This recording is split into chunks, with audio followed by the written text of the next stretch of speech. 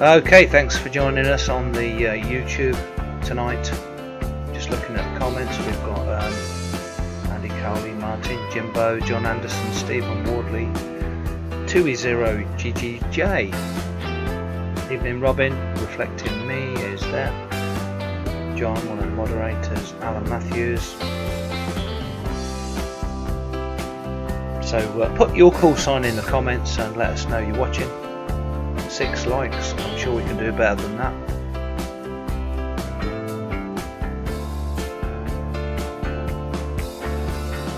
Ben Barr, hi everyone from North Carolina, sounds nice there. Reflecting Me, hey everybody. Steve G0LQP has joined us after his dinner. Have I got a 5 and 9? Am I okay on the audio? Just give me an audio check. It should be okay. Jimbo's there. Henrik. Mr. Jimbo 5'9", Henrik 5'9", like that guy. Alan Matthews, yep, 5 and 9.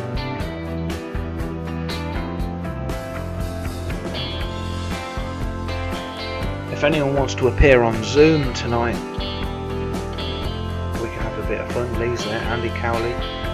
The Zoom link is in the Facebook group, so join us in the Facebook group. One of the moderators posts the link to the Facebook group, Digital Analog Ham.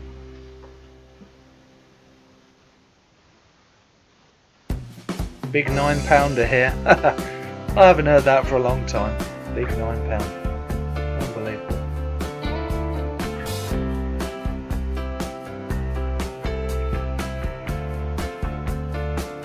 Okay, we've got 2 more people. I'm admitting to the Zoom.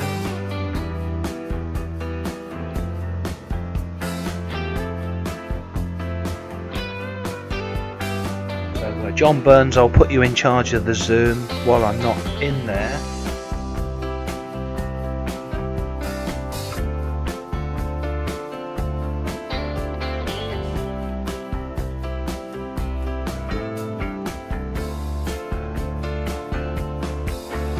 See Andy Kinch there. Hi Andy.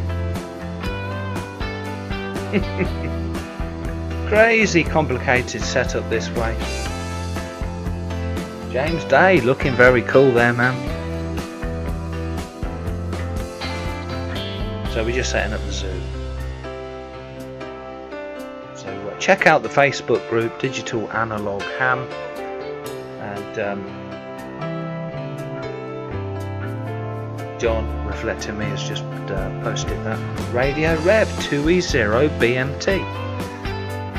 That is Ben. Check out his YouTube channel.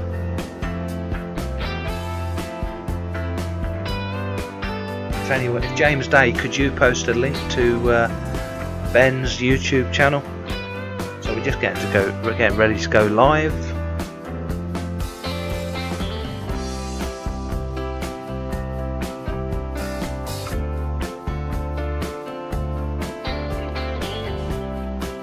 Andy Kinch, I can only see the top half of your head.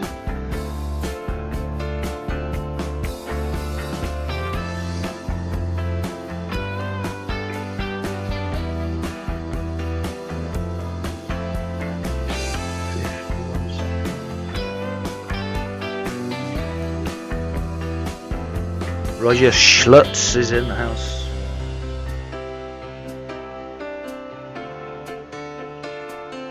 Did you let Fred know we're live? UK M6YIK. Good evening, guys. Ben is famous at last. Radio Rev 2E0BMT. Fame at last. Thanks. Jimbo is saying hello. Right, we are going live very soon. Stand by, guys.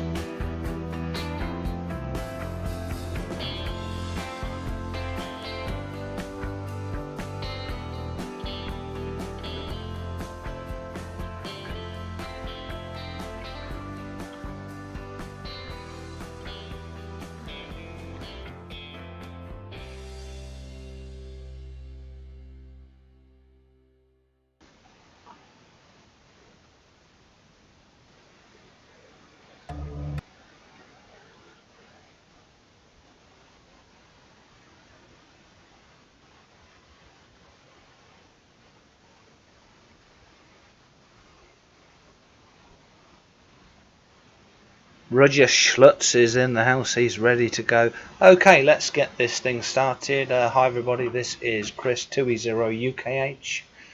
And do you notice anything different? Amateur Radio UK, evening all. That is James Day. He's in the Zoom. I've got John Anderson wants to come in. I'm just going to admit John Anderson into the Zoom.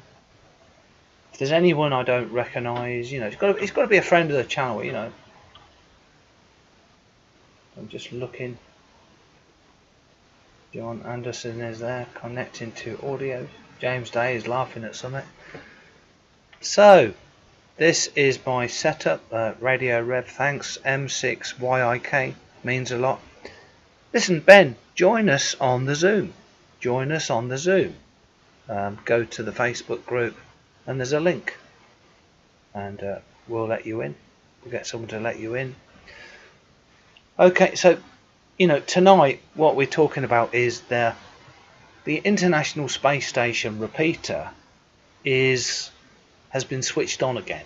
You know, there's not, you know, I've got to give it a title. I did a video today, and there seemed to be a huge amount of information, and the space station repeater has been switched on so we can access it. I'm just trying to bring up a photo. I've got a photo which has got all the details in.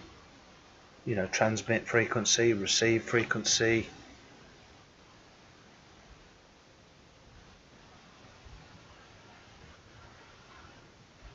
And you know, the transmit frequency is, there it is, ISS repeater.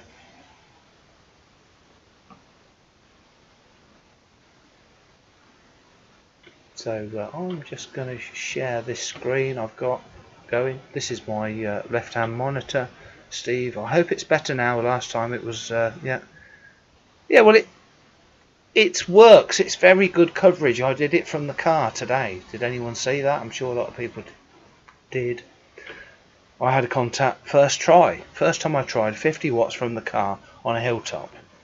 It works, but there's you're not the only person trying. There's loads of people trying. Okay, so looking at my left monitor, that is the details. That is the details. You transmit basically on 145990. It's got a PL tone of 67 Hertz, and you receive on 437.8. Now, you've got to alter the receive frequency, go 5 kHz lower or 5 kHz higher than 437.8. The Doppler effect is a lot more heightened on UHF than it is VHF. So on VHF, always transmit on 145990 and receive on 437.8 plus the Doppler. So right, just going through the comments. Radio Rev 2E0 BMT, he's saying thanks, means a lot. JWS is there, thought it was a replay. No, it's not a replay. We've got to give it a subject. And tonight we're going to be, you know, I'm going to open up the subject. What do you want to talk about? What do you guys want to talk about? But we've got to give it a subject, and I wanted to let people know. Right, I'm just letting Ben into the Zoom. I can see him waiting. So I'll hand it over to John Burns in the Zoom. He's one of my main moderators. He's looking after the Zoom. So it's not a replay. It's just got to give it a subject, letting people know we're talking what we're talking about. And you know, the space station is live. Right, let's see how many people are watching and how many likes we've got. 45 people watching, which is very good for me. 75 playbacks, 23 likes. Do I see any more than 23? 25, that's very good. Look, can you see? I've just highlighted it. 26 likes. This is going in the right direction. I can see where this is going. Oh, somebody has removed a like. Could I have that one back again, please?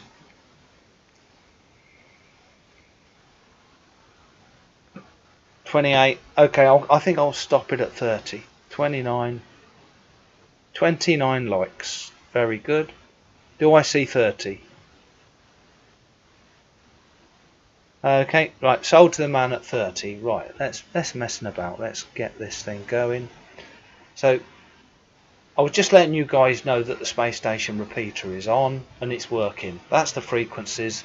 Any questions, put it in the comments. Any question, the subject is about the space station, but can't talk about that all night. We're going to open up the Zoom. If you'd like to come into the Zoom, feel free. There's about 7 of us waiting on the Zoom. I can show you. I'll just move it over to the screen, to the Zoom. So just give us a wave, guys. Everyone in the Zoom. Cushion over our heads or something. So we've got quite a few people waiting, which is very good. And we're going to go back over to the main screen. I'm just letting the Zoom fill up. I'm just letting the Zoom fill up. There's a lot of people waiting there. And apart from the fact that I've had a shave, has anyone noticed anything different about the setup we've got going on here?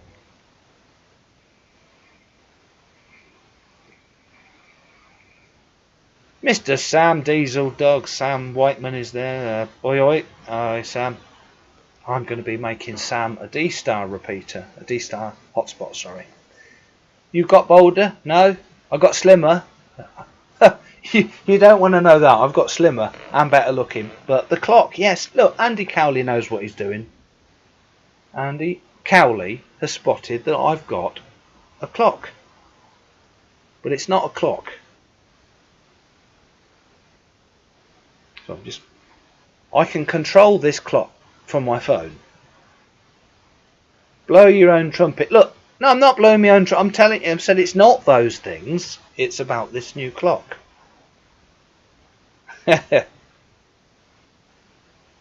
Sam saying hi to Jimbo. Martin, PE9TIG, ISS Direct, yeah. Right, so I'm controlling this clock on my phone, right? I mean, I know this is pretty crazy, but this is pretty crazy and cool, though. Right, so this clock, I can press a button on the screen. I mean, choose one of them silly faces. Look, put it in the comments. The one in the top left, that crazy monster, or the snowman. Put it in the comments. I've got thousands of these. I can just click on it and then the display changes. This is a camera. This is a third camera, by the way. I've got 3 cameras. I've got the camera for the overhead camera. I've got the camera you're looking at me now on, which is my Sony X3000. And if I look at my other right hand monitor, the Zoom. You're rare, Ben. This is another camera, and this allows me to do. Yeah. Give us a wave, yeah. Andy Kinch is there waving. So we can't. He's got the idea. So that is my left. That is my right-hand monitor. So I've got 3 camera setups. So it's quite complicated tonight. And the subject tonight was about the space station, but we're going to move off from that. If you've got any questions, join the Zoom. Could the moderators put the link to the Zoom in, please? Put the link to the Zoom. Thank you. And hold on, I've got to get rid of that crazy idiot off the screen. Yeah, Andy Cowley, Andy Kinch just sent me a message. I'm not gone over to the Zoom yet. That's why I said give us a wave. I haven't got my headphones on. I'm just letting people build up. So that's a link to the Zoom. There is a password. Not seen Fred on here yet. So I'm just going over to the. Just putting the clock back on. Okay, so Paul Ely. Is it Ely? Ely? I'm going to let Paul Ely into the Zoom. So I'm just looking at the camera. We've got quite a lot of people watching. This is quite an interesting stream. Andy Kinch thought I didn't know what I was on about. He said, we can't hear you. I'm not talking. You know, I'm just letting people build up. Anyway, so any questions anyone's got, you know, in the Zoom we're going to be asking people, I'm going to be going around a round table, what do you want to talk about? What do you want to tell us? Sam, you can join us in the Zoom. You just have to join. You have to install Zoom on your phone or on your computer and click on the link. Perhaps Andy Kinch can text in the link. So I'm going to now take it over to the Zoom. Andy Kinch, can you look? Look, I'm putting these headphones on. These allow me to hear you. Okay, everyone's got echo. Everyone's got echo. So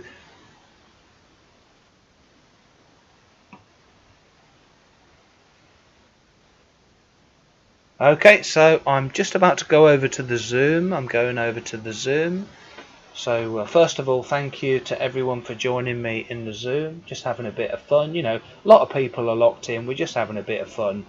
And your name there, Ben. Radio Rev. That's fantastic. Fair play. That's really good. Yeah. So I'm getting people ask me what the password is. I'll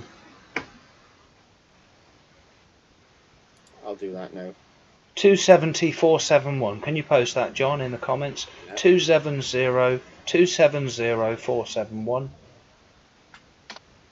So people are asking what the password is. So I had to give it a subject. We were talking about the space station. It's very exciting. It's back on. So, but I'm going to go through the panel, you know, probably a few times because more people would join.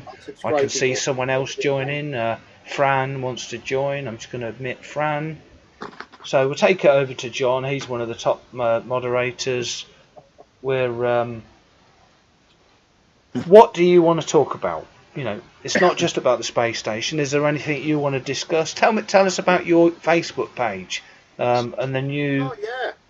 Okay. So am I on YouTube now then, Chris, as well? Yeah, you're live on YouTube. Just put it in the comments that hi to Fran, by the way. That's just joined us. Just giving us a wave there, Fran. So just give us a 5.9 report. Everyone can hear the audio from the Zoom.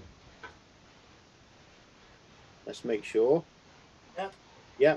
Martin's saying okay. Over to you then, John. Okay. Well, so someone here may know I started a little Facebook group. Late in the summer called Calling CQ because a couple of people, I was out portable or mobile in the car. A couple of people that I'd contacted were asking me to let them know when I was next out so that they could have another QSO with me. And it was about 10 or 12 people in total. And I thought, well, I'll just create a little Facebook group to do it. So I did that.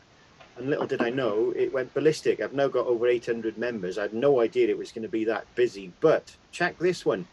A couple of the new M7 stations have asked me, I'll look at the camera so at least as I'm looking at you guys.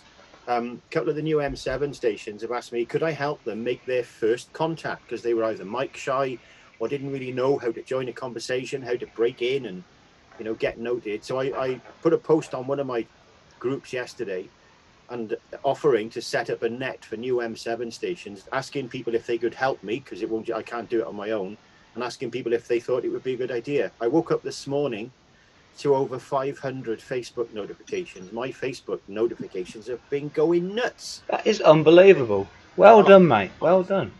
Honestly. So if anybody here has seen that, thank you. If not, why not? Get in there. Have a look. Back to you, Chris.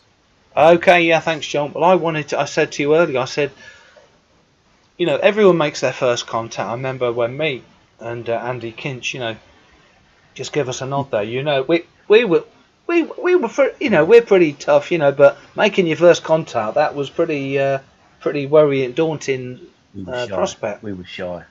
Yeah. You know, I rang up my mum and I didn't want to really, I was trying to get out of it, but. But what you know, what I'm saying is, it takes a bit of confidence. You know, your first step, leap of faith. You know, after that you're fine. And John Burns, I just spoke to you earlier. I said if anyone wanted to make it memorable, with 500, we could do a live stream, making the first contact, helping people, telling, no one's going to criticise them, getting them on the air, live on video. I don't want to make it too scary, but how cool idea is that? Yeah, so Chris and I are going to work together and probably do something along those lines as well. I don't know what band we're going to do yet. Yeah. But I'm going to go through all the replies and get something launched. I'm hoping to do it before Christmas. Might be a bit of a pain because of all the Christmas lights that people are turning on. It's causing a lot of noise in. Yeah. Anyway, I'm going to take it round the room. Thank you for your contribution. We'll go round a few times. I'm sure we will. Take some calls. We can listen on DMR 2353. So over to Jason 2E1HKO. Go ahead, Jason. Yeah, one of my questions that I've been looking into. I'm actually trying to research it now. What radio equipment they're using for the FM repeater on the ISS? It's a Kenwood. It's a Kenwood JVC something or other. I've got it saved somewhere. If you look on the ISS repeater Facebook group and search for JVC, that will bring it up. Yeah, I'm just looking now. Actually, yeah. Yeah, a small compact device. Yeah. Yeah. It's a Kenwood JVC transceiver. It's nothing special. Obviously, it's in a very good location. There's a little tiny aerial dangling below. It doesn't even seem. It looks like it's bent. It's not even at a good. It's not perpendicular with the Earth. It's just. It looks like a coat hanger. I was just looking now. Do you know what the downlink is? It's quite low wattage, isn't it? They use. I don't know about the wattage, but the frequency you transmit on 145.990, and you receive on 437.800, and there's a Doppler, and there's a tone of 67. Yeah, just looking. Because you were on my stream earlier, weren't you, Jason? Yeah, I was going through the GB3CF, was it? That's right, CF. Yes, I didn't want. Yeah. We were on America Link. I think you called in on America Link. And, yeah, you were scanning round at the time, and I seen the frequency come up, so I thought, that's right. Before you moved. Yeah, no, that's fine. That's fine. Yeah. So, moderators, keep the link going for the Zoom, please, and the password. So, was there anything? You've asked your question about the radio. That's what they use, and it's a Kenwood JVC. If you go on the Facebook group for the ISS repeater, message me later. I can send you. If you can't find it, I can send you a link to it. Yeah, I must admit, I've not tried the ISS, as you proved earlier on your last live stream, just going out with a single dual band whip on your car,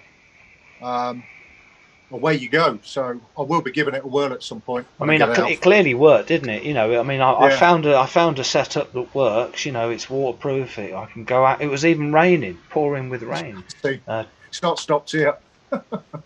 Yeah. So Sean's just commented, "Evening, everybody." Sean's in the Zoom. We're going to speak to Sean later. He can tell us all about his YouTube channel that we're all following him. I'm wishing him well. Right, over to the next participant. Thanks for calling in. We can go round again. We don't have to just make it one round. So over to James Day, Amateur Radio UK. Over to you, James. Let's just check we can hear you okay. Yeah, can you hear me okay? Yep. Okay. Yeah. Evening, Chris. Evening, all. Good to see you on here on Zoom. Yeah, I've got my own channel as well. We were talking to newly licensed amateurs. I was just thinking, I did the 145 Alive event about a month or two ago now. Yeah, well, I did that, and there was one that was cancelled, wasn't it? Yeah, it was cancelled because was it lockdown? No, it was bad weather, wasn't it? It was cancelled. Well, but the last one I did, I actually ended up speaking to, I think it was 2 or 3 newly licensed M7s in the end. Or one of them was a 2E0. They'd done straight from the M7 to the 2E0 and not made any contacts in that time. So I ended up in her first contact, which was... That's wonderful. It's lovely, isn't it, to be memorable, a memorable contact. That's what I was thinking with John Burns. Fred Romeo's in the comments. Hiya, Fred. Thank you for your... continued support. I've messaged you. I didn't want to keep bothering you, so I asked Roger to message you. I was just getting ready. Roger Sluts is saying 5'9". Fred Romeo, hi Jimbo, Roger and Andy. So I've lost my trail of thought there. So James, what have you got anything else to add? Sorry to interrupt.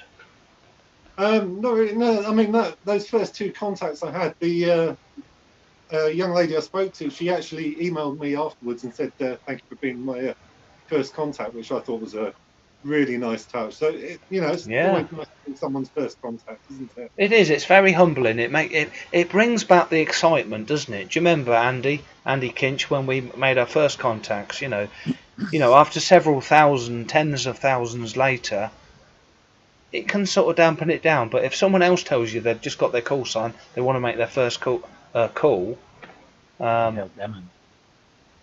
it sort of makes it very exciting, doesn't it? When you make a first contact with someone, because you sort of know what they're going through.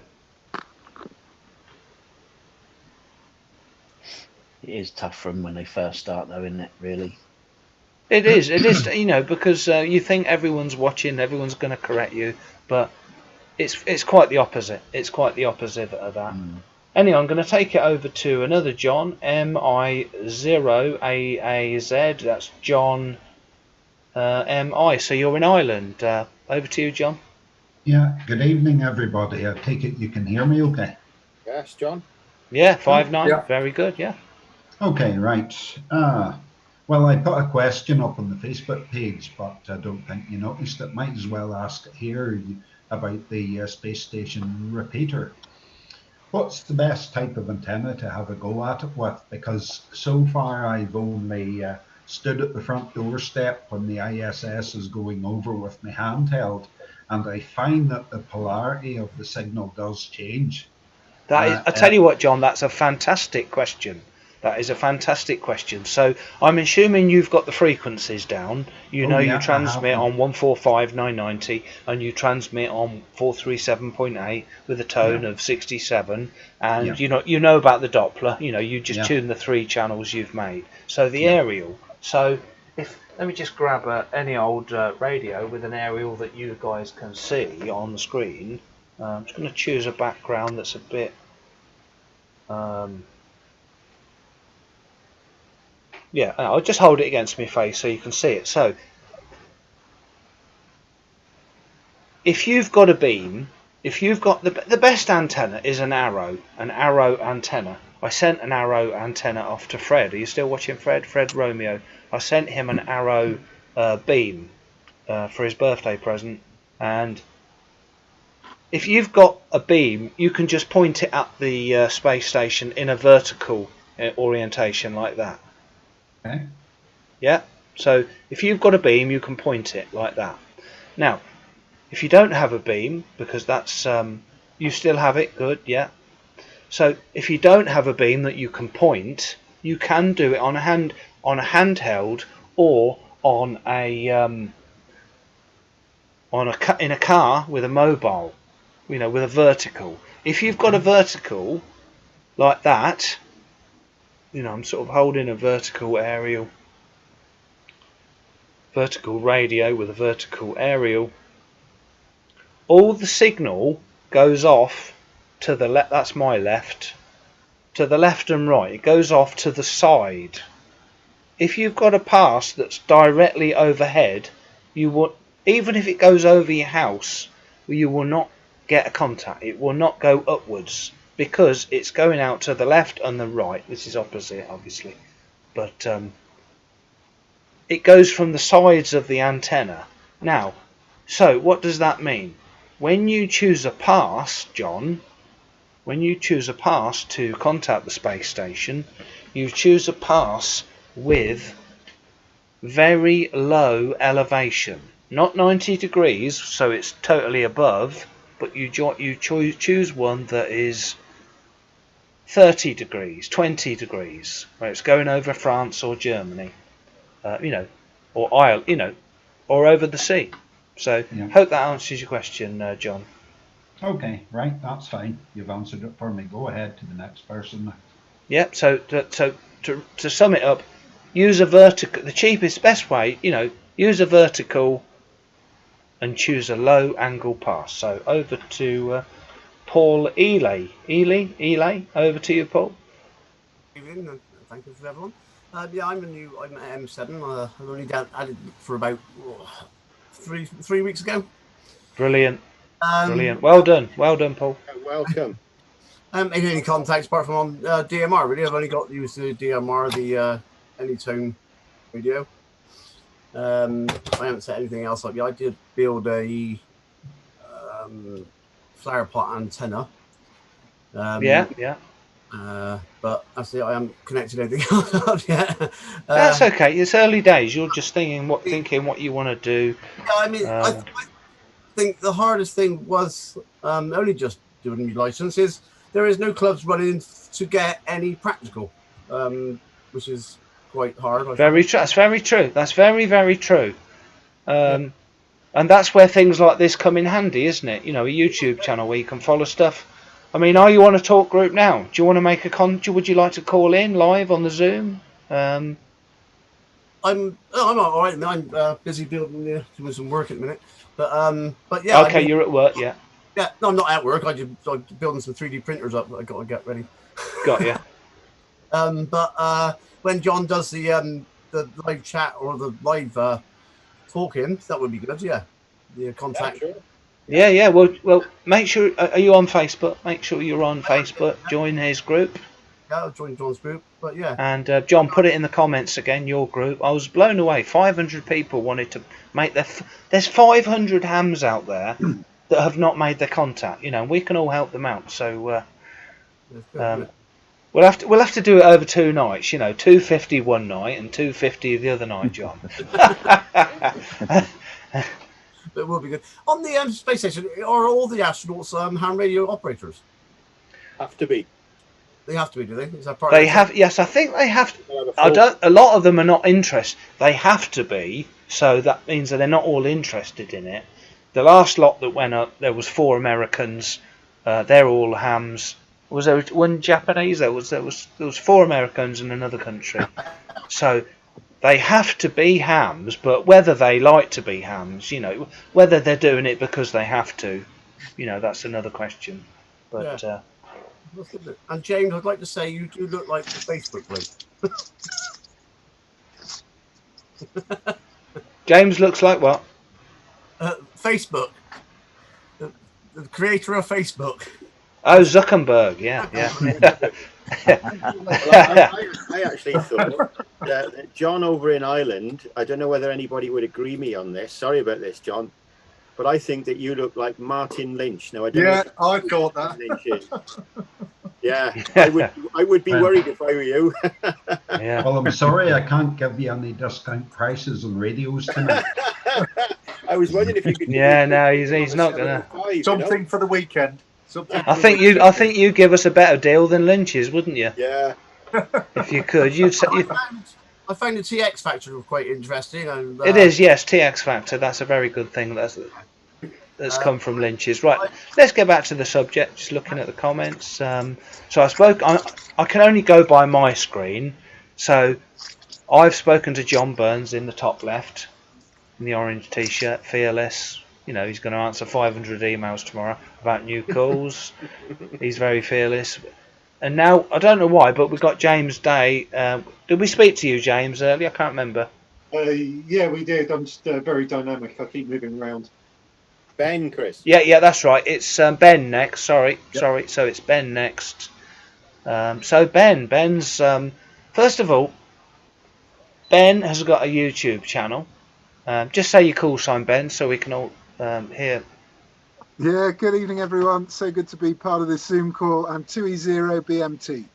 2E0BMT. And that's why I got confused with Sean in the comments. He's 2E0XBT. So that's why I thought it was Sean. But he's a model, you know, I made a mistake. Lots going on there. So, first of all, how long have you been a ham? Had your license, Ben? So it resonates with what Paul was saying. So I was licensed in May. Got my M7 BMT back in May, and then I passed my intermediate exam about a month ago, something like that. So I've done both of them over lockdown. So I'm still really wet. So you are a new ham. You're a new ham. You're a new ham. Still a new ham. Still working new countries all the time, and still sort of getting out there. So That's all. He's a to new me. ham and he's a new YouTuber. And in 2 or 3 weeks, you've got about 300 subscribers. Is that right? Yeah, well, I pay people like you to subscribe to my channel. You see, so no one actually Yeah, wants to well, watch it. I just force Ben, you've people got God into on it. your side. That's the problem.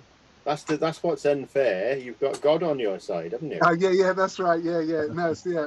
Half the time on the knees, other half the time on the radio.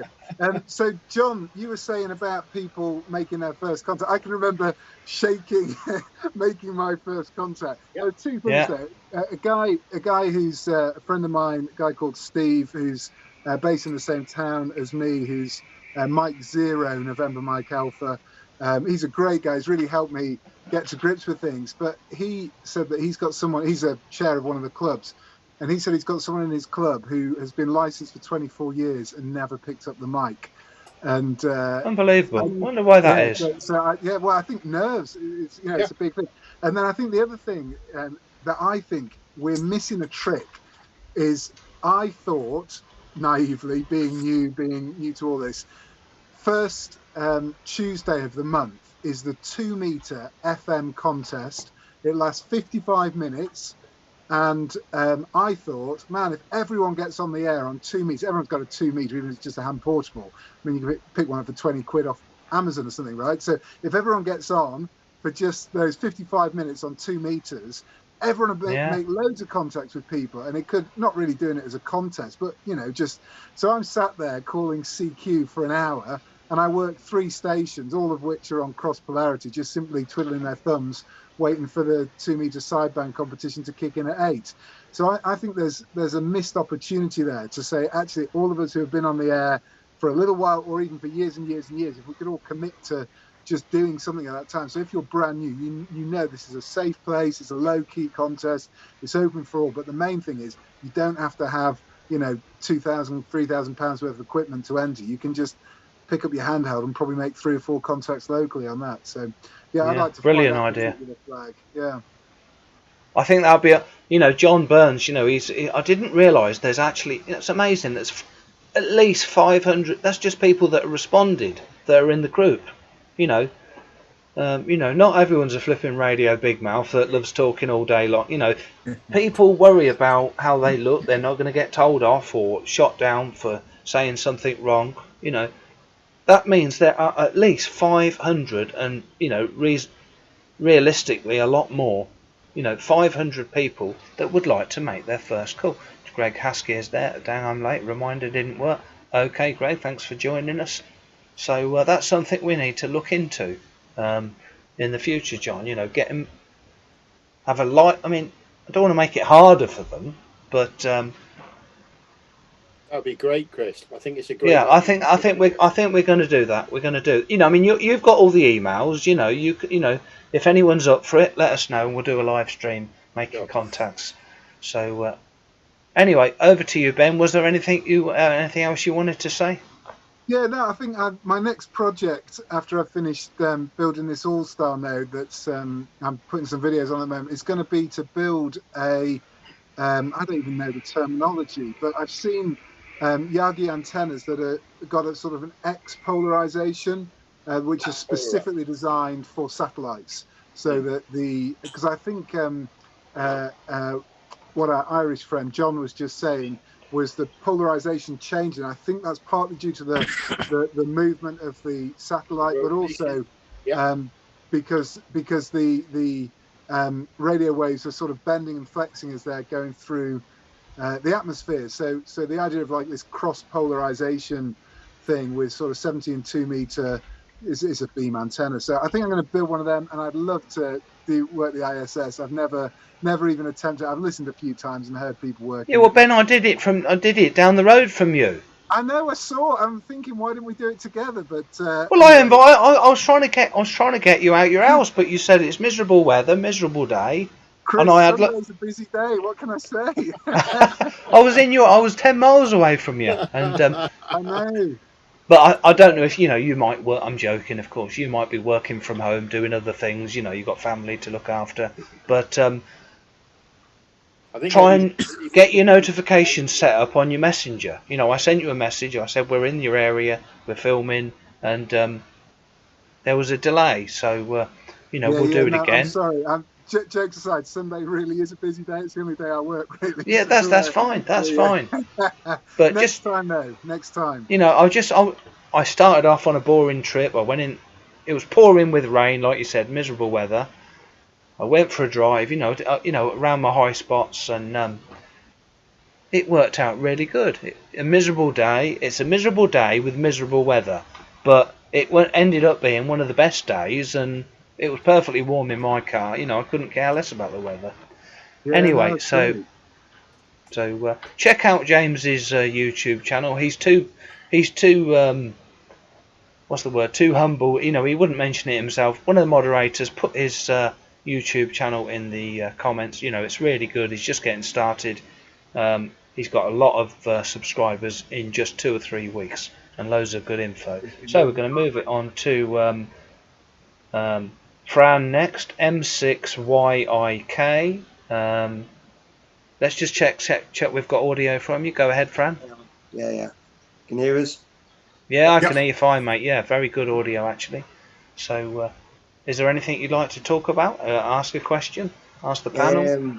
Just hello, everybody. Hello, Chris. I've also got a YouTube channel as well. Yeah, give it a plug. This is what this is all about. It's just obviously my YouTube name there. More or less focused on HF portable work. Brilliant. I do a lot of HF portable.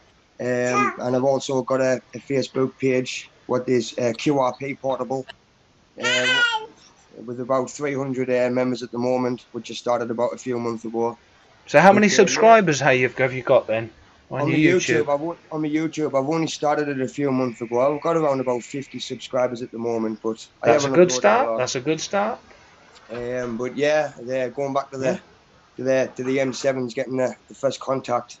I only passed 2 years ago, and I used a Klansman radio, a military radio, for my first radio, and I was scared to pick the mic up. But from then, I've worked nearly 9,000 HF contacts in the past 2 years. Unbelievable. Wow. But, yeah, I'll be willing to participate in helping the M7s out, no problem at all. Yeah, good for you. Thank you. Thank you. And I like Ben's channel as well. It's a great channel. He's always smiling and always happy. But, he is. Listen, you've hit upon a good thing. I'm just as enthusiastic as him, but it doesn't. I mean, I am enthusiastic. That's why I get people interested in the channel. But I'm not flipping beaming like him. You just can't stop that bloody infectious smile. Look, he can't even stop now. Look, he flipping loves it. I've also got a Facebook page on my wife was listening to all this, and she was saying, "Yeah, but if they knew you're a miserable old kid." We don't believe that for 1 minute, do we? But I also, I think, Chris, there's this thing, isn't there? Sometimes I don't know whether it's. I mean, like 99% of hams, I guess, are blokes, and there's something about the sort of blokey culture that wherever possible, people seem to put each other down. If you step out of line, quite often people sort of jump all over you and say, "Oh, you're doing this wrong, you're doing that wrong." And I think there's something just really nice about saying, look, guys, we're all here to help each other. We're all here to try and build this community together. And none of us are perfect at anything that we do, but it's worth trying.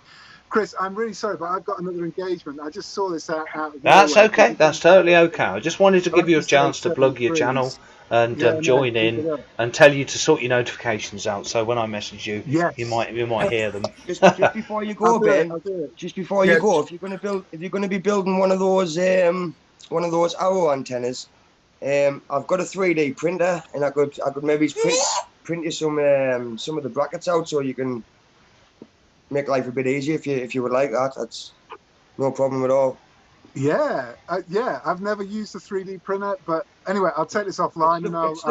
It's just the parts. Obviously, you can slide on your boom, and then obviously you can use some aluminium or you can use some wire or whatever to make the antenna. It's just the element holders. I could easily print you some off and send you them down.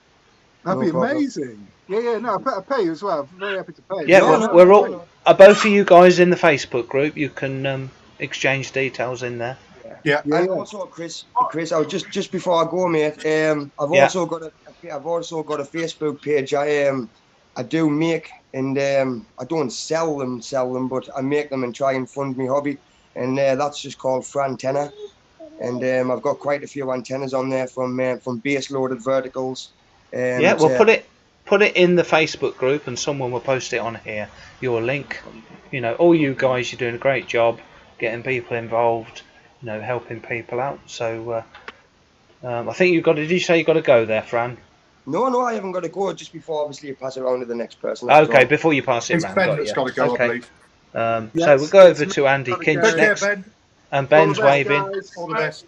Ben. Yeah, Bye. 7-3 Ben, 7-3 Bye, Ben. Ben. Thank you for calling in. And Quick question. Chris, What is the Facebook page group? I'll put the link in the chat now, Paul, for you. Okay, bear with me for a second. Let me just this one is digital analog ham. Is that the one you're after, Paul? One is digital analog ham. Is that the one you're after? That's what I was going to put in. Yeah, okay. Yeah, I've got the YouTube link here, so I'll have a quick look. Okay.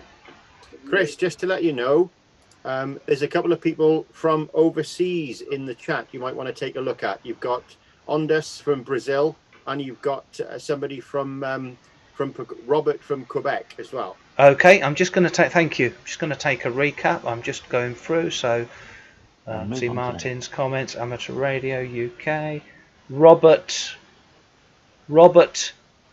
Gauthier. Hi from Quebec in Canada. Thank you for joining us. Wonderful to see your comment now. I don't think we've seen you before on the channel.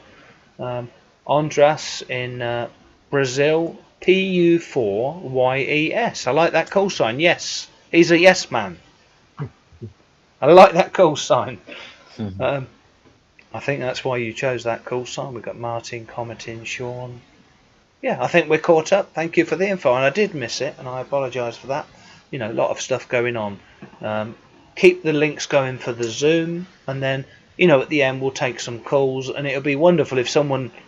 Wouldn't it be wonderful if someone was watching and got the confidence to make their first ever live YouTube first call? I mean, don't want to make it any harder for them, but that would be awesome.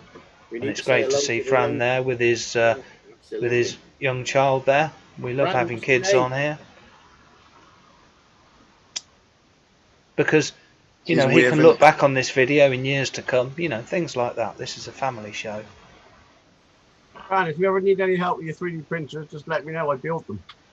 Yeah, I will do. I've got a few. Yeah, thanks. I just mute my mic so you can't hear what I am squealing and... Bye. Bye. Hello. Hiya. Hello. She likes radio. She loves the radio. Hello. Come on, let's all give her a wave. There you go. Look, Hey. hey. Oh, thank you. Yeah, brilliant. Bye. Bye. Yeah, good. I've just muted so you can't hear her all the time because she'll shout. Okay, no, it's fine, but I appreciate that, and it's great to have her on. So teach her 7-3. You know, just say if she could say 7-3 next time, that would be. She can do. She does Morse code. I've been learning Morse code, and she's been. You do, daddy. Brilliant. Daddy. Well, that went down well. Yeah. Yeah, I just got a message there from John Burns on my phone. Thank you for that. Right, so take it over to Andy next. He's drifting off there. He's on his phone texting someone. So over to Andy Kinch. Yeah. 2E0. Listen to the call sign, right? 2E0 UKQ. Me and Andy, we both got our 2E0s on the same day. So cool.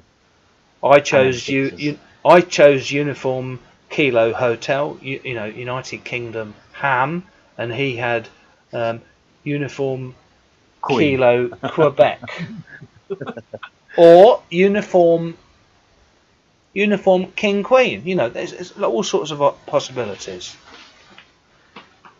So I've been friends with Andy for a long time. So is there anything you wanted to say on the channel? Any questions or any comments? You know, you've been following this YouTube channel from the very first few days, haven't you? So you're one of the early followers. Yeah, you've gone to another extreme. You should be an M0, Chris. You're far too talented. I don't want to lose the call sign. That's the problem. you're a very, very knowledgeable man. You're doing well, and obviously with the help of like John and other intelligent people like that, it pushes you on and gives you another not subject, but another mission or something else to control, sort of thing. Yeah. You're a good bloke. Well, we try and do our best, you know. All of us, we've all got the Yeah, same hobbies here. We all do electronics and phones and radio and stuff. I was asking you about that droid star. I couldn't log on to it, and the YouTube video wasn't very helpful. It was just thanks so a I can lot. listen I to thought it when was I'm all out right and the one about. I did. Well, I didn't see your one. Yeah, no, I'm your one, joking. I'm joking. some Yeah, you other just basically bloke. you put your DMR number in. You basically put your DMR number in. Yeah, I found that. I found that and stuff. You put your DMR number in. You put talk group in. You know, your phones. You don't want 500 apps running in the background. I found it's quite a resource hogger. You know, might even want to turn the phone It off. just kept saying Restart it. connecting all the time and wouldn't connect. Well, you got to press the transmit button once. Like if you were doing DMR, you'd press the transmit button once, and that would connect you. Yeah, I'll have to look at the settings because then I think. Excuse me. So yeah, on the Droid Star on the phone, you'd have the right DMR number in. You'd be on the talk group in the DMR mode, and there's a button at the top to transmit. And just imagine you're holding a real radio. You've got to press transmit once to make it connect, to make the handshake. I'll do a screen recording of me going onto it one night because I need to phone you one night this week. Cause yeah, well, just bring it round. Just bring the phone round, and I'll sort it out for you. But by the look of my surroundings, I don't live at home, yeah. So I'll have to phone you in the week and explain all and give you. Have you moved to that place you told me about yet? The out of town? Are you in there? No. That's all gone upside down. So I'm currently in a travel lodge in Cambridge, getting ready for work in the morning. Okay, well, wish you all the best there. And yeah, next time you're in town, bring it round, you know, and we'll sort it out for you. So, was there anything else you wanted to add? You know, is there anyone else who wants to call in on the Zoom? You know, put the Zoom link in there. Really? Yeah, Droid Star. Yeah, well, it's a thing that just works. I mean, just check you've got the right number for a start. You know, your DMR number. Yeah. So, so we're going to hand it over next to Jason. He's next on my list. I think we've been round once. I spoke to Jason already. We're going to be taking calls on DMR, starting on DMR 2353. And if there's anyone that quickly wants to get in on the Zoom before we shut the Zoom, we can do that. We can get someone else quickly in. If anyone's got a quick question, put a link in and the password, one of the moderators. And right, Andreas is there. Digital Ham Radio Diary. He's on YouTube. That's his YouTube name. Digital Ham Radio Diary. What we do on here, we promote all the all the not small, all the young channels. You know, someone's just created a channel. That's the best way to put it, isn't it, John? John Burns. You know, the younger channels. You know, they've just started. You know, Ben's channel is advancing quicker than mine. Actually, I don't get 300. Subscribers in a month. It's not far off that, but it's a little bit lower. So I have a quick question for everybody on here, if you don't mind. No, go ahead, John. Yeah, have any of you took the time to see the Starlink satellites going over? I have seen them. I've filmed them, and you can't hear them, but no. Yeah, it's amazing. Like when they go over on a group, like one after the other. It's like they're in a much lower orbit, of course, than the ISS, aren't they? Well, how many do you see at one time? I've looked at them and I've seen 3 or 4, probably 3, you know, several hundred miles apart, looking up there. How many, have you seen 10 in a line? I mean, I've not. Well, it depends really which group of them you're picking on. As you know, it's published online, like as soon as you can after they're launched, and you get decent weather living over here. Like the reason Ireland's so green is it pisses and rains over here all the time, as you know. But and getting a good night to see them. But I've seen about 8, 10 in a group, and one after the other. But if you can get them soon after lunch, then you'll see them tail to tail going over. Yeah, I've just got someone asking me what the password is. So one thing about John, one thing about the that group of satellites is that it's fascinating to watch, and it's fascinating to watch the ISS when it goes over as well. But there's another group of people, amateur photographers who do star photography, who hate them because they get in the way of long exposures when they're trying, at certain times of the day, etc. I think it's fascinating, to be honest. I think there's about 11. I've only seen the same as Chris, though, about 3 or 4 at any one time. yes, I've never seen more than 3 or 4. I think that there's plans for hundreds to go up. Yeah. Hundreds and hundreds. And I believe what they've actually done is because of the night sky observers, the astrophotographers, I believe what they've done is slightly change the orientation of the solar panels and the reflective part of the satellites to stop the light polluting downwards, so we don't see them as clear as we did when they first sent the first lot up. They're trying to sort of angular, depending on where the sun is, where you've got the grey line, they try and rotate the satellite so it doesn't give too much, light pollution, if you know what I mean. Yes, that's a very good point. Anyway, I'm just going to go and grab a drink. I'll hand the mic over. I'll put John Burns in charge, so he's my new co-host. So just carry on things as they are. Any questions and that, and we'll go back over to the last person that spoke. Was that Jason, wasn't it? Jason down in the bottom right. So back over to Jason. I'll be back in a minute and continue the chat. Okay, carry on, Jace. Yeah. I mean, that's one from what I've heard and read. I don't think there's sort of 10s up there now. I think there's potentially hundreds up there. It's called Starlink, I believe. That's the name of the project. To give a lot of it is broadband, isn't it? Broadband coverage. Yeah, in I think isolated areas. SpaceX put loads up the other day, didn't they? Yeah, they're always doing it. There's a chap I follow on Twitter. What's his name? Virtual Astro, I think his name is. If any of you are on Twitter, well worth following. Nice chap, down to earth, but he posts lots of information. He goes a bit overboard about the ISS, but hey, he wants everybody to see it. But he puts lots of information about various satellites that are being launched. But yeah, Jason, I think it is, isn't it? Is to give broadband coverage eventually to the whole of the world, but primarily in the shorter term. For areas where there isn't any coverage, which you can't really fault, can you? That's in this day and age, I could do with a faster broadband width here myself, to be honest. But yeah, I believe there's loads going up. They shove them out in bunches of 50 or whatever it is now. I think it's 50. We don't get to know a lot about it, to be honest. No, we don't. No, he sort of keeps it a bit quiet. The information is there, but it's much like, I mean, I don't want to turn Chris's YouTube channel, this one, into a political discussion, but it's much the same as lots of things. People tend to just conveniently ignore what's going on and just focus on their life, and maybe they shouldn't. Maybe people should take more of an interest in these things. It can't be a bad thing giving broadband to parts of the world that don't have it, and eventually maybe better broadband to everybody. Yeah. There's obviously other things to consider in doing that as well, It still fascinates me how the SpaceX rockets land back on the land pad. It's just phenomenal. Did anybody see what happened the other day? That I didn't actually see it. I only saw some tweets on what it was planned apparently, but it exploded, didn't it, or something? Yeah, that was the NASA test one. Right. Yeah. Go on then, Paul.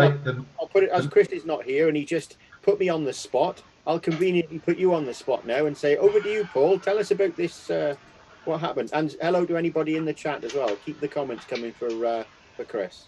I only seen the news, but I think it was they were expecting it to crash because it was just they cleared the area because it was the first time they tried to NASA tried to bring a rocket back down to land it. I think they were pleased with it actually landed smack on where it was going. It's just the acceleration was too fast and it just crashed into the floor. Yeah, a bit ironic, isn't it? They were so pleased that it crashed. It's like I could sort of maybe answer it if you want. Go on, John. Yeah, the way I read it was, I watched the whole thing live. Like, I'm into the old SpaceX thing and I've been following them for years. And what happened with the Starship test the other day was, as you just said, Paul, they came down too hard, and they used the engines to try and slow them down a bit.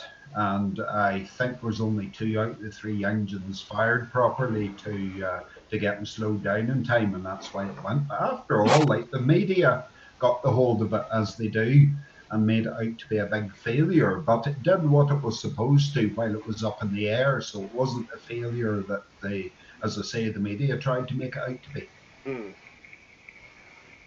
Okay, Chris, you're all. The conversation continued. You're back now. I'll duly pass it back to you. Thanks for putting me on the spot there. Nice one.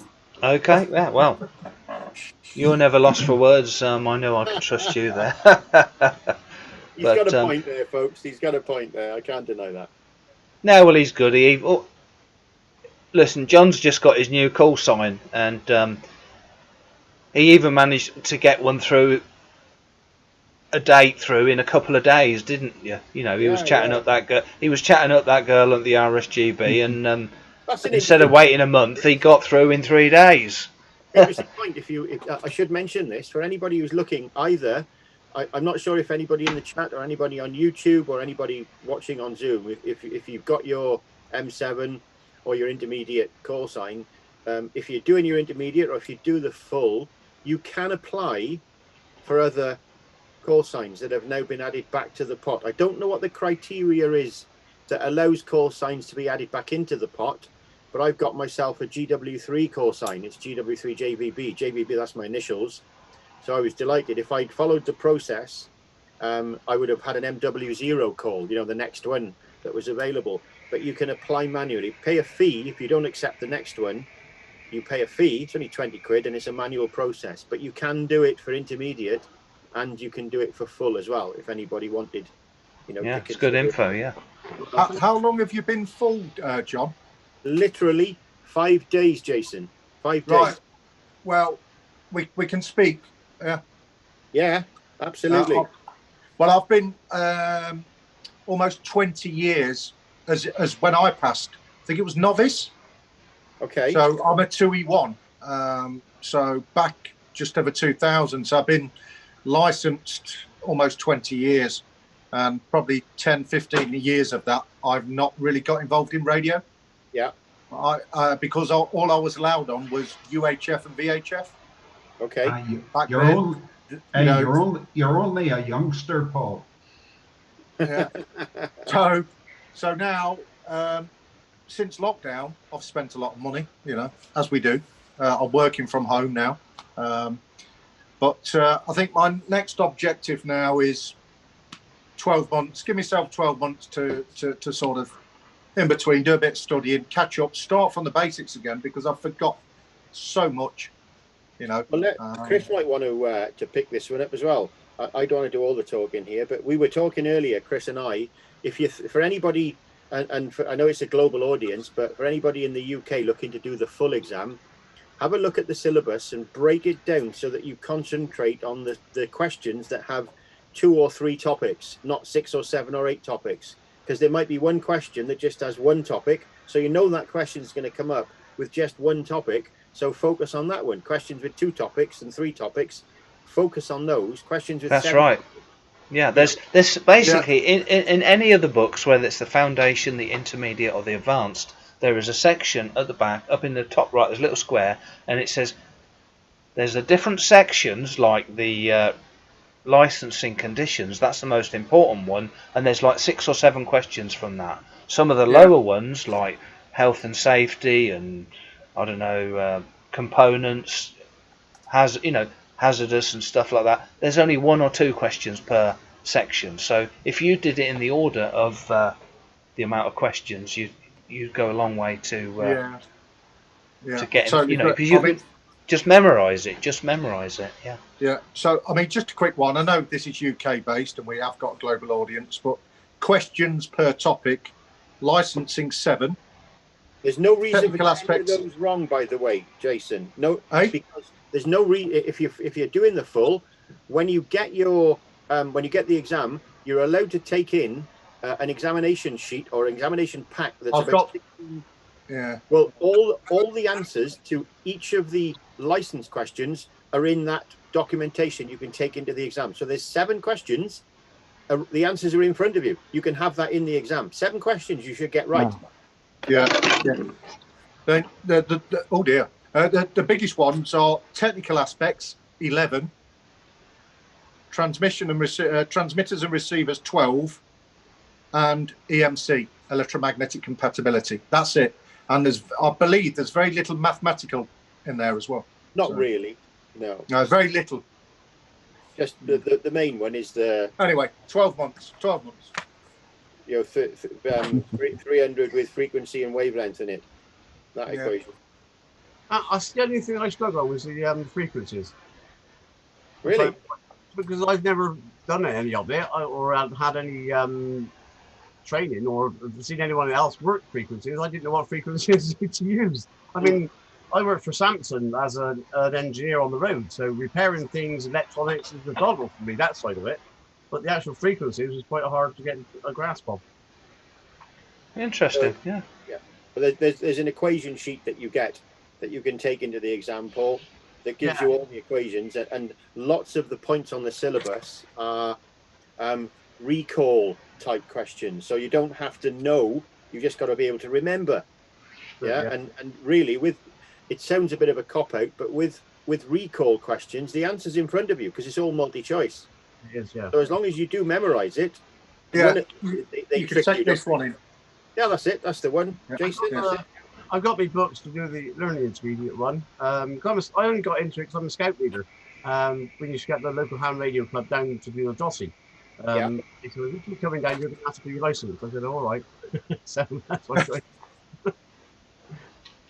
What's Jason showing us there? So you hold something up, Jason. What was it?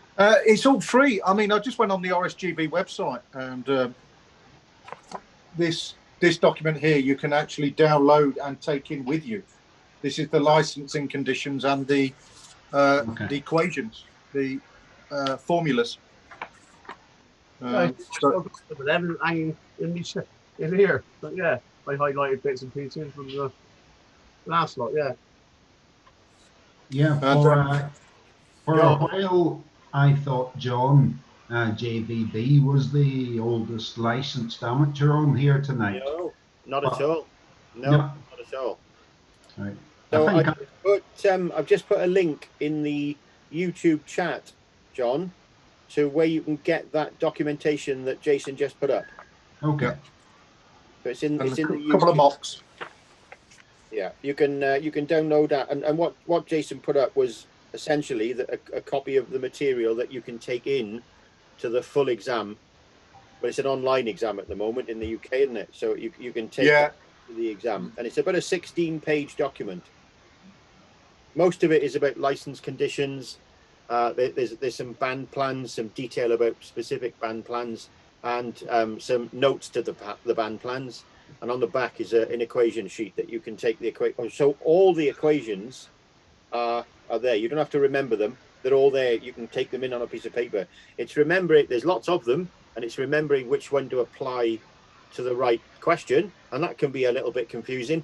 But they're very something else for you, Jason. You've probably seen this in any mocks if you've looked at them. The questions are set up. They're not set up to confuse you, but you've got to read the question again and again and again. Understand the question. For example, I can't think specifically, but one question was something like, which one of the following methods would give you the least protection? But it was worded in a way that all the answers, you'd pick the one that gave you the best protection from, it was from lightning strikes. I can't remember what the options were, but there were 4 options that protected your shack against lightning. Yeah.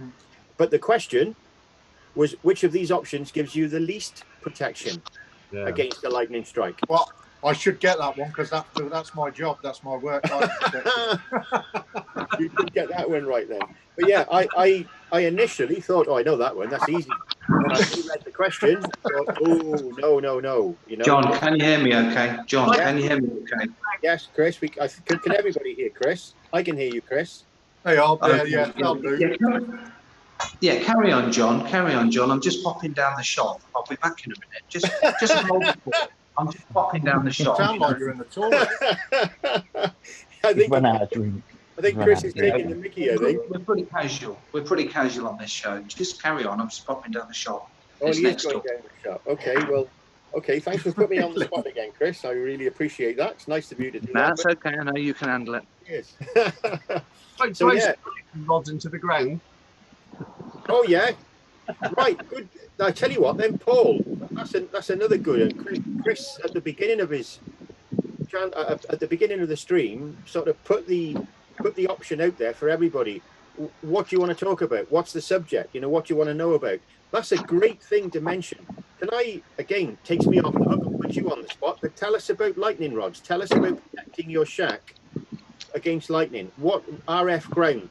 Tell us a little bit about it. Mine?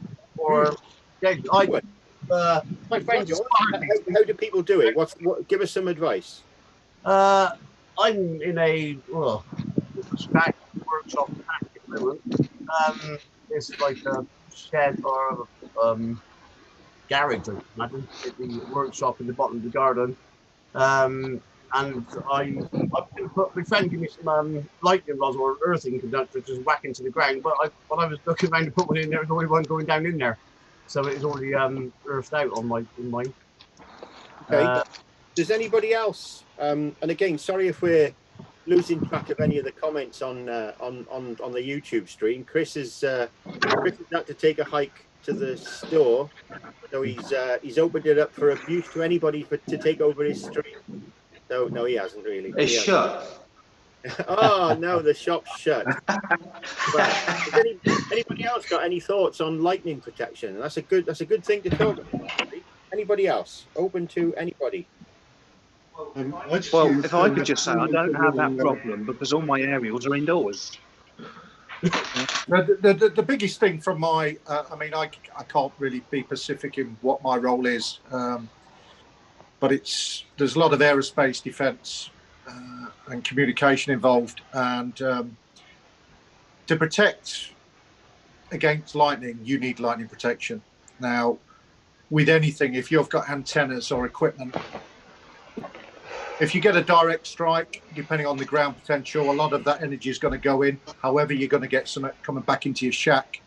But even if you get a close lightning proximity strike to your shack or your antenna, or it's the electromagnetic pulse that creates the damage. So you don't necessarily need to have equipment connected. You can have it sat in a box next to a wall. You know, just the electromagnetic pulse itself can actually damage equipment. Insurance is obviously a good thing. You can mitigate. I mean, the best thing to do is obviously unplug your antennas, you know. But a lot of it, again, is transient surge protection. You might have a close lightning storm. You might get something come up through the mains. You know what I mean? That transient, that spike into your power supply, damage your radio equipment, but not necessarily damage it. Degradation. But Jason, I'm okay with indoor aerials, aren't I? Yeah. So, but again, electromagnetic pulse, but degradation is the biggest killer of electronic equipment. So where you might get 10 years out of your FT991A, you might have just lost 5. You know, again, You can't see the damage it's on a component on a board. So. And didn't I'm sure everybody here and in the stream knows Callum, DX Commander. A couple of years ago, he suffered from a major lightning strike, didn't he? Did he? I don't know. And I believe a lot of his damage was electromagnetic pulse. You know, just equipment, just cables running in parallel. You know, in series. You know, around the house. Just electromagnetic pulse alone can be quite damaging. I went to a property probably last month, and they actually got a hit on the flue on the boiler, and it melted the gas pipes coming into the house. Yeah.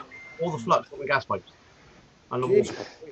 Yeah, because the temperature flowing through when it got hit by lightning, it just melts all the solder joints. Yeah. So I missed the bulk of the conversation, but I'm guessing the answer was to install lightning rods. A point that goes to ground. Yeah, that's what The actual what brought this particular subject up, Chris, was Paul showed a lightning rod, and I mentioned that was one of the questions in the full exam. Fairly easy question, one would think, but it was counterintuitive, because rather than ask you, they give you a list of all things that helped you reduce the risk to your shack of any lightning strike. But the question was, which of the following items gives you the least protection from lightning?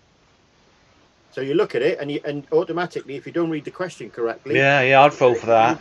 The most protection. So I don't know why they do that. That's really misleading. It's like they're trying to make people fail. Yeah, I think when I done mine the other week, the adjudicator said look at the questions because they do word them funny. Yeah, we get a lot of dyslexic people at our club. And that would catch them out straight away, wouldn't it?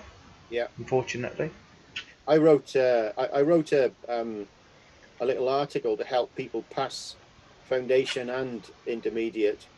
I'll stick the link up in the thread somewhere, if I can find it. But lots of people ask for it, and it's basically just take your time and read the questions, understand the questions first, because it won't get you any correct answers, but it'll stop you getting some wrong. So if you're about exactly, that's a very good way of putting it. It will stop you getting some wrong. Yeah, and that's as good as getting them right, isn't it? If it stops you getting them wrong, that's right. If you don't get them wrong, what do you get them? Yeah, I'd done my 2 Echo 0 online a few months ago, and I failed by 4. But it seemed to me as if there was a lot of things on there that wasn't in the book. But I don't know if it was just my memory or what. But there was a lot of people have said that. Yeah, that can't. Yeah, a lot of people have said that. I've heard that before. I'll dig out my link now. Fran, sorry. Yeah. I'll dig out my link and put it in the. I'm not after people to, I'm not looking for promotion or anything here, but just if it helps, by all means, go for it. There we are. Yeah, you promoted, mate. I'll send you the money. Yeah, I'll be going back in for it shortly. But like I say, I was stumped at some of the questions. I kept reading them, and I didn't.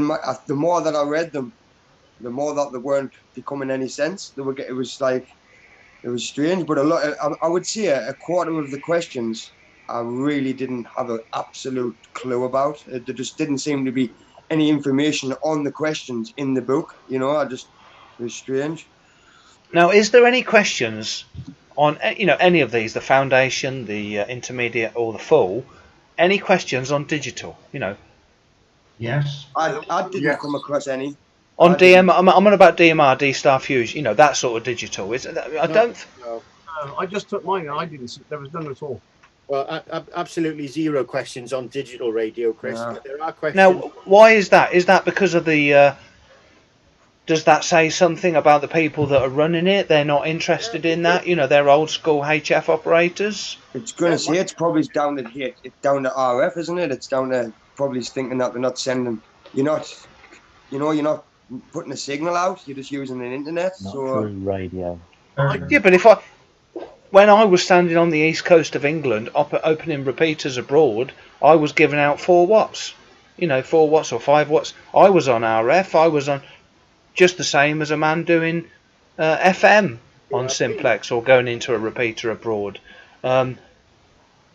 This needs to be changed. There's things that are not covered that are in. Like here's a good question. If they just had to have one, when you're on DMR, what should you do to let people unlink? You should leave a pause. Leave a pause. Things like that. They're so far behind the times. It's unbelievable. When I first used DMR, I kept logging into different rooms. Licensing. Sorry. Yeah. The only question that comes up with regards to new or modern day stuff there was one in the intermediate and there was one in the full, and that's to do with either something to do with SDR, so Fourier transforms, time domain to frequency domain type questions. They're the ones you've got, and there's only one question, so you've got to know a little bit about it because it's worth getting. A question's going to come up, so just familiarize yourself with what types of questions are asked, and you've got a guaranteed point. But that's the only thing in terms of modern, if you will, amateur radio, Chris. Nothing on DMR or digital at all. No. I mean, I'm not saying there should be, but Well, maybe they should. maybe they should, maybe they shouldn't. But you're still an amateur radio, still on amateur radio frequencies. You know, you could, if you didn't know what you could do, you could cause interference to many hundreds of people around the world. Chris? Yeah, go ahead, John. John had a question. Go ahead, John. Yeah, no, it's just to add to what you're saying about digital. Recently, I don't know how recent it was, but there has been included in the foundation exam a question relating to digital. The gist of it is, I never saw the actual wording of it, but the gist of it is, if you bought, say, a digital radio, DMR, Fusion, D-Star, whatever, off someone, and you were, of course, you hadn't registered, were you entitled to go on the air using his settings in the radio? No. Operating procedure, yes. Yes, that was in there recently on it. Good, that's good to know. Yeah, it was included because I know over here locally an individual who sold a guy a radio, and the guy just operated away with the radio. Meanwhile, the previous owner of the radio's DMR ID and everything about was still in the radio. So instead of resetting it before he sold it on to the guy, so it needs to be, I suppose, made clear that you first thing you do when you get especially a second-hand radio is reset it, get yourself an ID number, and then bung it into it. Yeah, I think it's important that people know the license conditions. I would also say I think Ofcom and the RSGB consider it equally important, because there's 7 questions in the full exam related to license conditions. So yes, yeah, it might not be something we think about when we're actually operating or building amps or diving into the electronics or calling CQ, but it is something that we all need to be aware of. I mean, again, within the first or second day of me obtaining my call sign, okay, it's not a specialist sign, but the GW3 for anybody else around the world listening, it's not the normal allocated call sign. So I applied for it, and on the first day, I was accused by somebody of being a pirate. Now, I must say, I was accused in a very impolite and patronizing manner about being a pirate. I wasn't asked politely. I wasn't asked about my call. I was accused of being a pirate. So I put the guy in his place, and I did it politely and properly, but I put him in his place. Now, good. Should have known the procedures that are available to do this. That why assume I'm a pirate when I'm obviously not? And the worst thing is the guy knew me on my previous call. You know, so it all goes down to operating procedures and Ofcom, and how do you, what are you entitled to do? I laughed at the end of the day, but it does show people need to be aware of operating procedures. It is important. It is. Right. I got accused of being a pirate once back in 1996, which was the year the M call signs came into being, hence my call sign, which I picked myself, that one.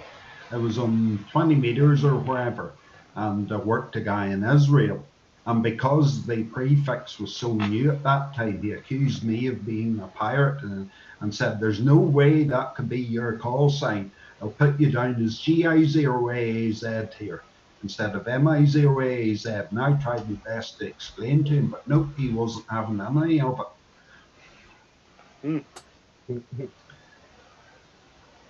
It is confusing. Why we changed, I don't know. But ran out of G's, I suppose. Oh, by the way, I think I'm the longest licensed ham on here tonight. Don't go by my call sign. I passed my RAE in 1981, so I'm an old fella to this hobby now. You need to have an award for these Zoom sessions, Chris. Who's the longest serving ham in the Zoom session? So yeah, I think without a doubt, John. Well, I don't know. Have we got any advance on 1981? no, I'm 1999, I think. So What about in the YouTube chat? Anybody before 1991? Let's see if John wins the award tonight. Oh, I remember when radio was radio. SDR didn't evolve. Valves. Very good, John. What about an award for the newest as well? 2 miles uphill says he passed his exam on Saturday. That'd be yesterday, wouldn't it?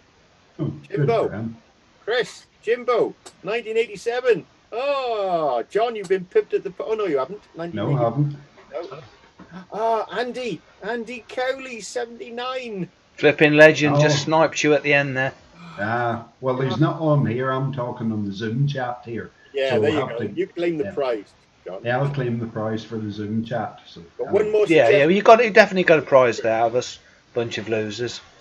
One more suggestion for your next Zoom call, Chris. A condition of being able to take part in the Zoom is a Christmas jumper. Oh yeah, Christmas Zoom. Yeah. Yeah, I could do that. You won't like it, but I can do that. You know, it's t-shirt weather. T-shirt weather here in the UK. Yeah, ditto. Yeah, me and John, we're fearless. You got the wrong t-shirt on. That's my one. Fearless. I've got a vest on. Yeah, okay. You've won that award for least bothered about the weather. I was going to make a funny comment, and I was going to say, well, thanks for everybody attending on Chris's YouTube session. I'll hand it back to Chris now. Yeah, thanks a lot. Before we're going to take things over. Someone saying tank top, Martin, tank top. He knows his stuff. Yeah, that's what we call tank tops. We're going to hand it. Does anyone put it in the comments? Does anyone want to call in live? You know, on the on DMR D-Star Fusion? Just put it in the comments. You know, we don't have to end the Zoom. I don't want to spoil anything. We've got a good round table going here. What channel are you on DMR? Well, we're going to go. Can you go 2353? Make your first call on. Yeah, I can put a call out now if you want. Well, you beat me to it. You obviously know more than me. Hold on. Right, so 2353 on DMR, and we'll. There's a bit. I've only just switched it on. Hold on, I can see him talking. I've only just switched it on. Hold on. I don't know how you got on there so quick. 2353. Radio's just there. So, how did you? Were you on there already? I'm on 91 here. I'm on 91. I think that someone's on the. I've got to unlink. Make sure you're unlinked. Is it M7PCX? M7PCX. What talk group are you on? 3353. Okay, Paul. Approximately 30 miles north of the city of Birmingham. Someone north of Birmingham. Hold on. I'm still trying to unlink. So there's no rush. That's the only thing that's annoying is trying to unlink. Well, there's actually 6 ways to unlink. You can drop your call if you've got a Brandmeister self-care set up. Yeah, on the I got a little run through a little post there. But I'm just clicking the unlink now. I've got it programmed as a side button, so I've done the unlink. Steve's saying, why do I prefer DMR over D-Star? Well, I can change room, talk group, from the radio so much quicker. That's why I prefer it, Steve. Right, so the loud lady said unlinked. I'm long pressing the 0. Get the screen here. Private call, press the hash 2353. Typed it in, press transmit. And hopefully you'll be on there. Is it Paul? Paul in the middle. Oh, yes, I am the other side of the printer. Okay, I'm on 2353. Let's see if Paul's there. 2E0 UKH on 2353. Are you there, Paul? 53. Are you there, Paul? Yeah, Chris got your drum for mate. Chris got your drum for mate. Is it M7 PCX? Yeah, got you loud and clear. So what were you saying? This is one of your first DMR calls, something like that? No, I've done quite a few DMRs. I've just never done any other. I've only done DMR since I've had the radio or since I've had the license.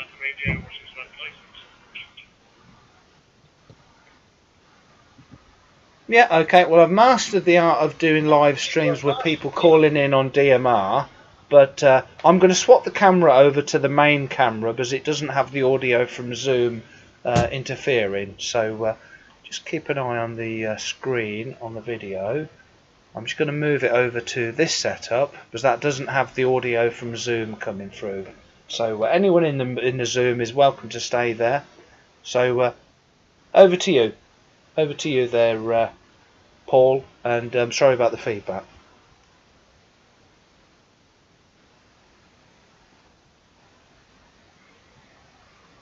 Yeah, because I just muted my system, so I should. Hopefully it's not got too much feedback now. Okay, hold on a minute. Yeah, hold on a minute. Was that you, John? Did you have some? Were you just clearing there?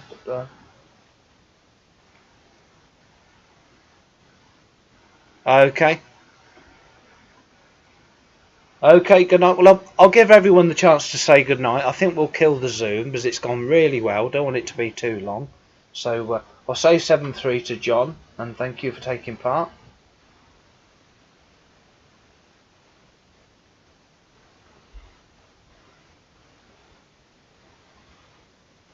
Yeah, yeah, of course, yeah. Feel free to.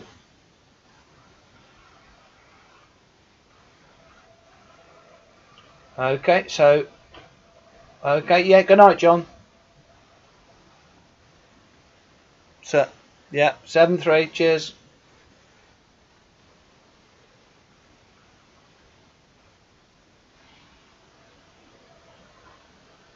Okay, so who's saying 7-3 next? Is that you, Fran? Are you clearing? Yeah.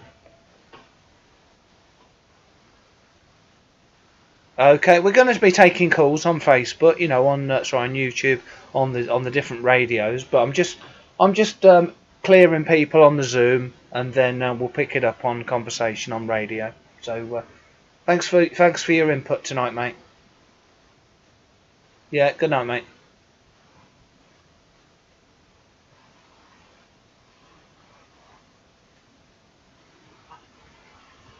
Yeah, brilliant. Okay, so he's gone, and I think John Burns up in the top left. Say hello. 7-3 to him. He's clear, and Paul Ely. I am, but there's David Wilson has just joined, so I'm just giving him a chance to say something. So, yeah, David Wilson, can you hear us on the Zoom?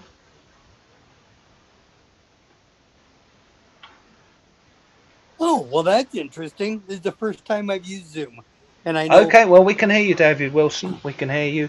We're just closing down the Zoom. I know you haven't got your camera on. Perhaps you haven't clicked on. There's a thing you click on to give it permission to show your camera. So perhaps you haven't clicked on that. Perhaps you just want audio. It's fine.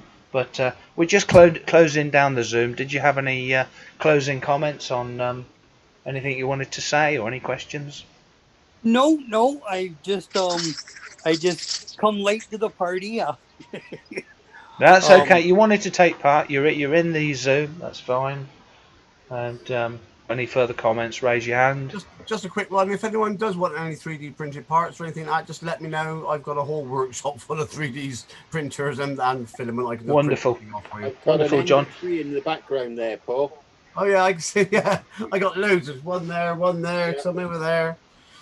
I build anything from like your standard 200mm right up to washing machine sizes. So great things. 3D printers, great things.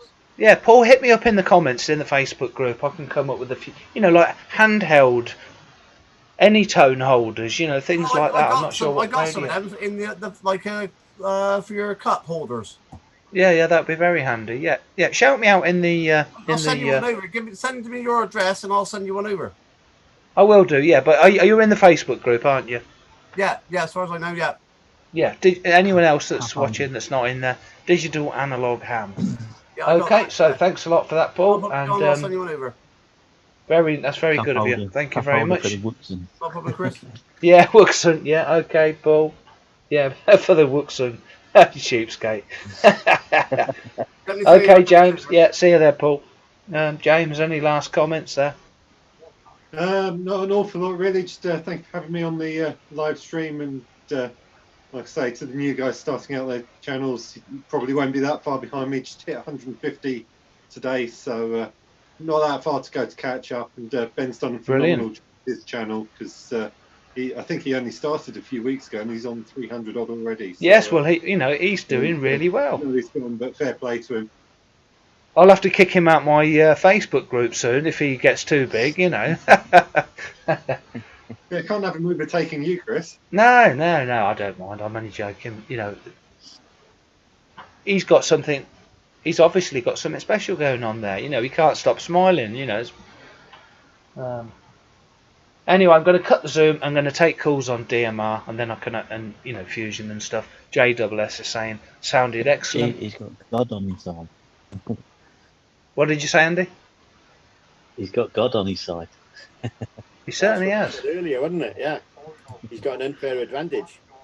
Yeah, he had a collar on. I noticed he had the collar on. That's not really. The whole world in his hands. Yeah. Okay, right. 7-3 to everyone in the Zoom. Thank you for joining in. No problems, Chris. 7-3. Yeah, thanks a lot, guys. It was very good. Very good session. Cheers.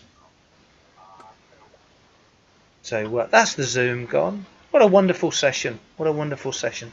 Hopefully they'll join us in the comments in the YouTube. So we're back to the YouTube, and we'll just finish things off. Anyone new watching, this is my crazy clock up in the top left.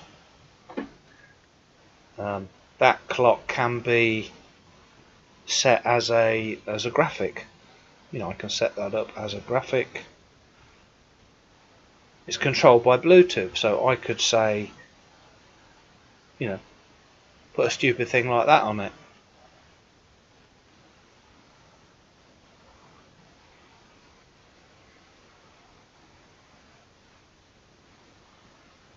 All sorts of crazy. There are thousands and thousands of things. It's called a DIVOOM, DIVOOM, Delta India Victor Oscar Mike, a DIVOOM. And it's a clock. It's a clock as well, so it's a lot of fun. John Burns just sent me a message. Absolutely loved it. Thank you. Right, I'm going to put it back to the clock, and we'll leave it at that. So we're going to take the last I don't know, 10 minutes taking calls on Zoom. I'm on 2353. I hope Paul's still there, because we got interrupted with the echo.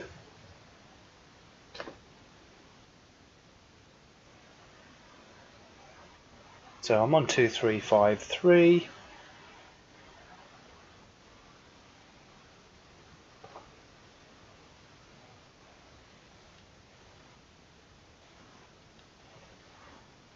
So we're on 2353, listening for any calls. And not linked. So I'm not linked. I'm going to go back to 2353. Hopefully Paul Ely is there.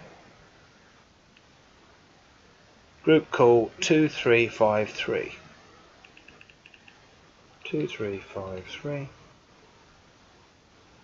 Chris, what's the big radio on behind you? This one? This one? This one? That's an ICOM 705. You don't like ICOMs. The one over there, I can't reach. The one in the bottom right, near the door, that's a 991A.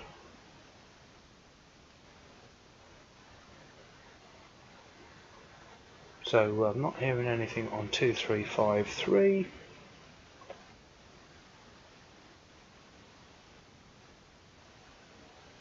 Sam doesn't like ICOMs, that's fine. You just bought one. You just bought that D-Star ICOM. But I'm struggling here. M7 PCX, M7 PCX. Chris, are you still there? Yeah, M7. Was it PCX? Go ahead. This is Chris 2E0 UKH.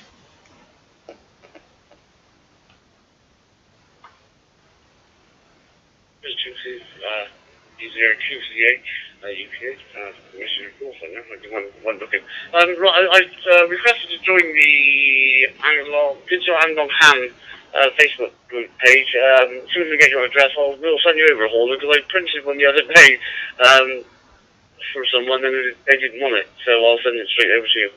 No problem at all. Okay, yeah, thanks very much. I'm just showing the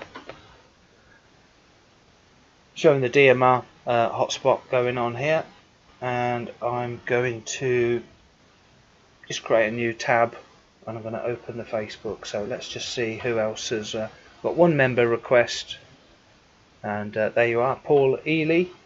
We'll approve you in there. So thank you for joining us, and I think it's been a very successful evening. You know, we've been talking about radios, talking about licensing, people calling in. We've got new people on the air, and you know, we've discussed some ideas to get people on the air that have never even made their first call. And I'm blown away that there's 500 people waiting to make their first call. Back to you, Paul.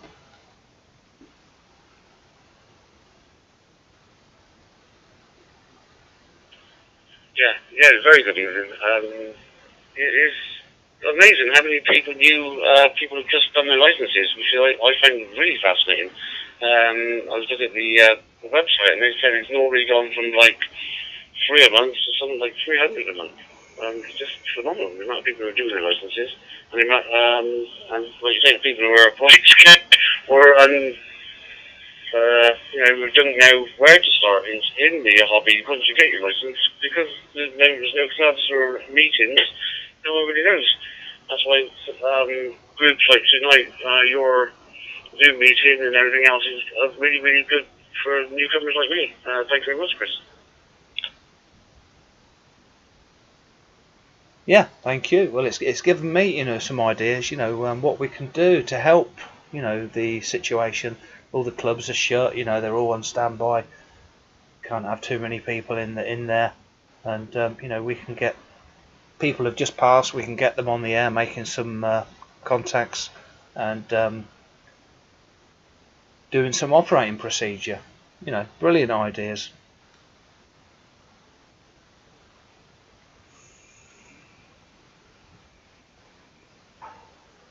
Very good, Chris. Very good indeed. Yeah, I don't know whereabouts you are in the UK. I'm in west of Supermare, down near Bristol. But yeah, I mean, the chairman of my local club, Dave, I don't know his call sign. He used to work for Ofcom, but he said, "Oh, come down to my house, and I'll show you the setup and everything else." And then, of course, they went back into a tier 3 lobby again, so I couldn't even do that. So it's just like so frustrating for new people like me not to be able to see anything.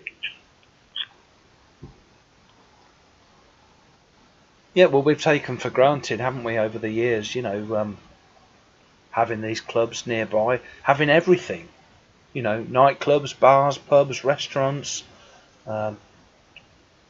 bouncy castles, you know, everything, all, you know, without even realising it. We had a brilliant setup, everything all set up, all the things you could possibly want to do, and, you know, now things are difficult, you know, it's just a totally different world, isn't it?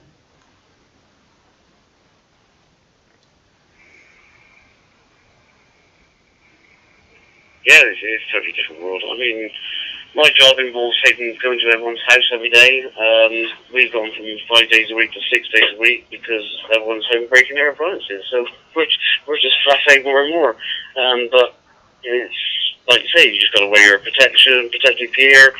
Every house we go in, there's a fresh mask, fresh gloves, and everything else. You just got to try your best to protect yourself. My mother and father phoned me the other day and said, "Oh, they've got their date through for their vaccination next Wednesday, so at least it's more out now, and hopefully by the end of next year we should be back to normal."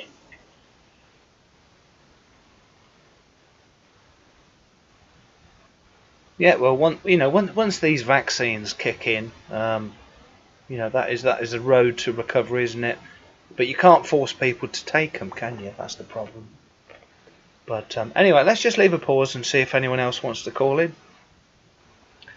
This is Chris 2E0 UKH on the live stream on 2353.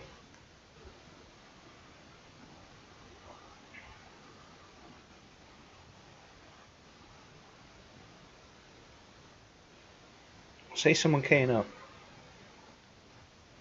Okay, did someone else key up on 2353? Go ahead, it's Chris 2E0 UKH.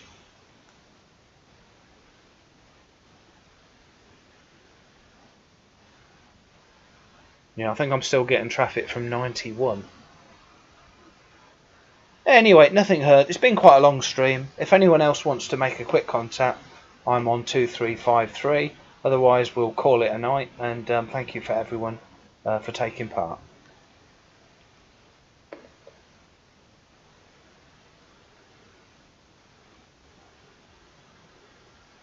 Yeah, thank you very much, Chris. Have a good evening. Like I said before, so let you get on with the rest of your evening, and definitely catch you again, and send you out all the stuff you want.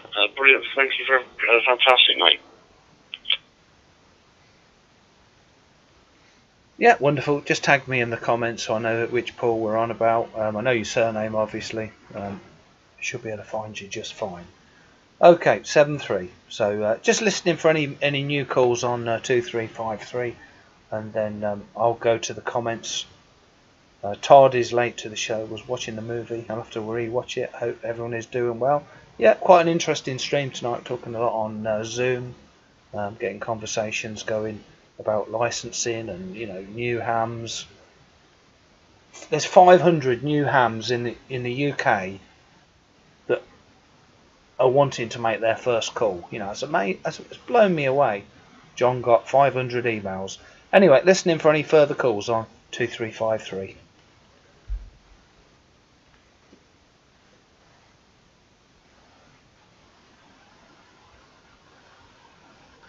Anyway, nothing heard.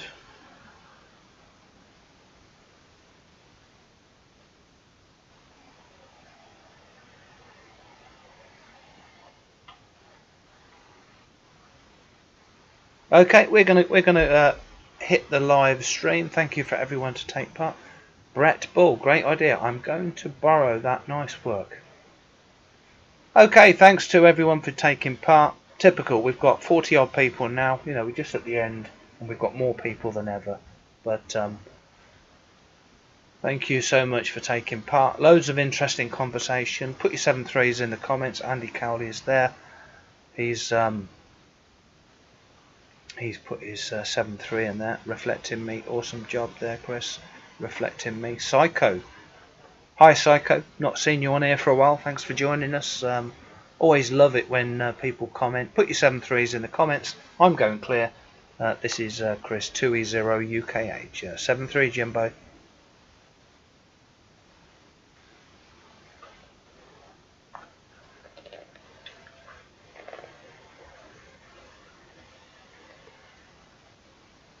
Seven three Larry. 7-3 Todd Steve G0 LQP. He was first here. He had it on before he had his dinner. That's pretty good going. Okay, so I'm still listening on 2353. I'll say 7-3. I'll end the stream here and catch you soon.